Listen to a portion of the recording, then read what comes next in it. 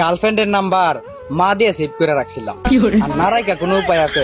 কারণ আমার যে বন্ধু বান্ধব তারা অবশ্যই আমার মোবাইল থেকে আমার গার্লফ্রেন্ডের নাম্বার নিয়ে যাইবো, নিয়ে অবশ্যই কল করবো। এই কারণে তাদের বইয়ে আমি গার্লফ্রেন্ডের নাম্বার মা দিয়ে সেভ করে রাখছি। তো একদিন আমি বসে মোবাইল টিপতেছি, মোবাইল টিপা পরে আমার একটা বন্ধু আছে এখানে আইসা বলতেছে, কি রে এখানে কি করস? আমি কই এখানে নাচতাছি। বেটা নাচতাছি মানে? আমি কই তুই দেখতাছিস আমি এখানে বসে মোবাইল চাপতাছি, তারপরে কেন বলস আমি কি করি? ও আচ্ছা ঠিক আছে, মোবাইল চাপতাছিস? আমি কই হ্যাঁ। তখন আমার বন্ধুর মতলব দিয়ে বিষয় একটা ভালো না। সে বলতেছে, বন্ধু কয়েকবার তোদের বাড়িতে গেছিলাম না? আমি কহ গেছিলি। তোর মা আমাদেরকে যে একটা আদর করছে রে, নিজে হাতে রান্না করে খাওয়াইছে, তোর মারে অনেক ভালোবাসি রে, তোর মা আমাদের নিজের সন্তানের মতন মানে আদর করে। তখন মানে এই কথা বলার পরে আমি তো পুরো জাকি ধরছি, আমি এত মতলব বিষয় একটা ভালো না।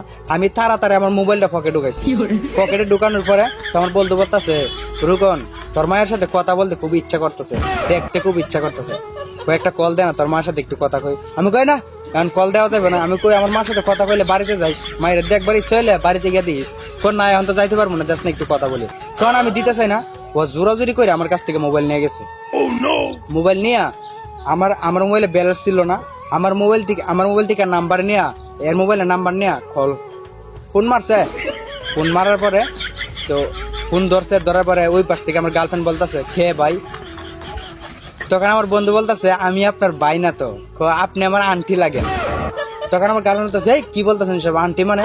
কমা আপনি আমার আন্টি না, আপনি আমাকে চিনেন নাই? তখন আমার গার্লফ্রেন্ড বলতেছে, না আমি আপনাকে চিনি নাই, বাট আপনি আমাকে আন্টি বলতেছেন কেন? আপনাকে আমি আন্টি বলবো না, আপনি রুকনের আম্মা না?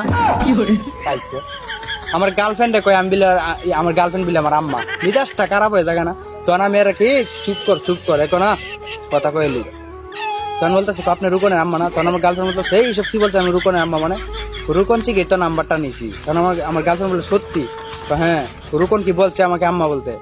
আম্মা আপনি রুকনের আম্মা লাগেন? আমি তো জানি আপনি আমার আন্টি, আপনি রুকনের আম্মা।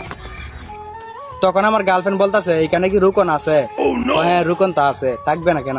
তখন আমার বন্ধু বলে, আন্টি আপনি ভালো আছেননি? তখন আমার গার্লফ্রেন্ড বলে, তোর ভালোর গোষ্ঠী মারে আগে রুকনের কাছে দে। তখন আমার বন্ধু বলতেছে, কিরে তোর মা এক তো রাগিয়া গেল। আরেকটা কথা, মোবাইলটা দূরে নিয়ে বলতেছে, তোর মার কণ্ঠ এত চিকন করে মেয়েদের মতো। আমি কই তোর জুতা দিয়ে বাইরে এমন। পরে কইতেছে, তোর সাথে কথা কইতে চাইতেছে। আমি কই দে কথা না গে তুই ভাই নাই।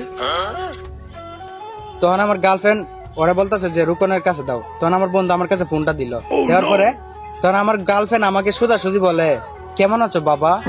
তখন তো আমি পুরো আমি কই বাবা মানে?